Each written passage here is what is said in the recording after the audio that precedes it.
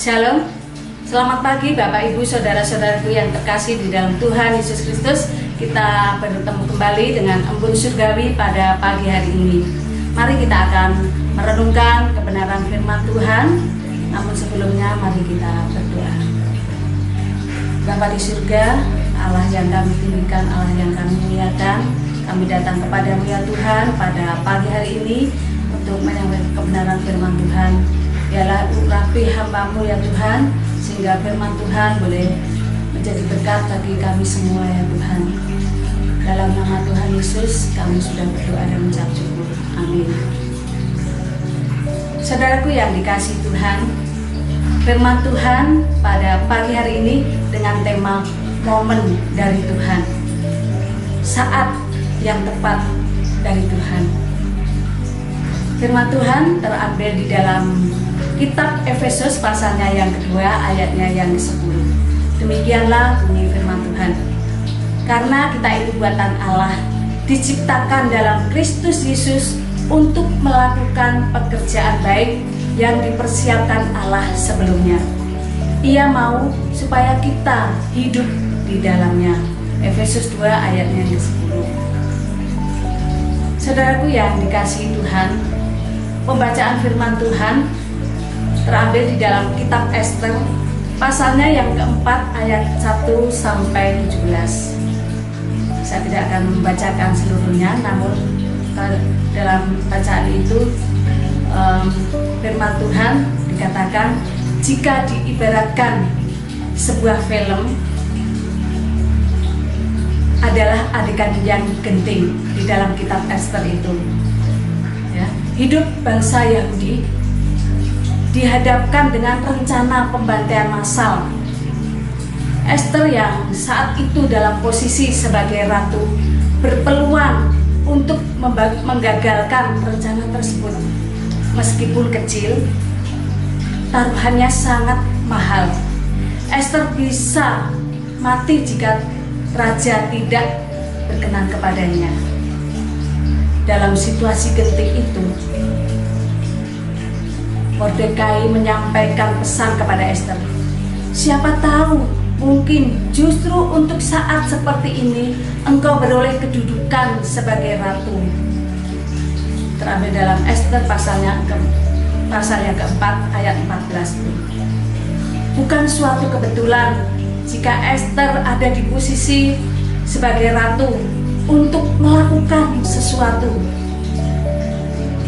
Tidak ada seorang Yahudi pun yang punya akses kepada raja sedekat Ester. Inilah panggilan spesialnya Allah kepada Ester. Ester yang awalnya ragu-ragu menjadi mantap dan ia bergantung sepenuhnya kepada Tuhan. Ester meminta Mordekai dan orang-orang Yahudi lainnya untuk berpuasa. Mengapa harus berpuasa? Ya, Ester menyadari sebagai orang biasa, Ester tahu bahwa dirinya butuh keberanian lebih, yaitu kekuatan dari Allah dengan langkah iman. Iman yang tetap teguh berpegang kepada Tuhan. Apapun yang terjadi, Ester tetap beriman akan panggilannya. Bahkan kita semua, setiap orang percaya dipanggil untuk sebuah tujuan. Di dalam kita menunggu Tuhan, dipanggil Tuhan untuk melayani pekerjaannya. Allah punya tujuan. Apa tujuannya? Yaitu untuk berkarya dan berbuat sesuatu bagi Tuhan. Meskipun tidak mudah, setiap momen yang Tuhan berikan harus kita lakukan agar menjadi terang dalam kegelapan. Sekalipun ada harga yang harus ditanggungnya, kita harus menjadi terang. Terang di tengah kegelapan. Kiranya Tuhan dengan kasih karunia-Nya memampukan kita menjadi orang yang berani bertindak dengan benar di di tengah zaman yang bengkok ini, apapun itu resikonya. Mari kita berdoa.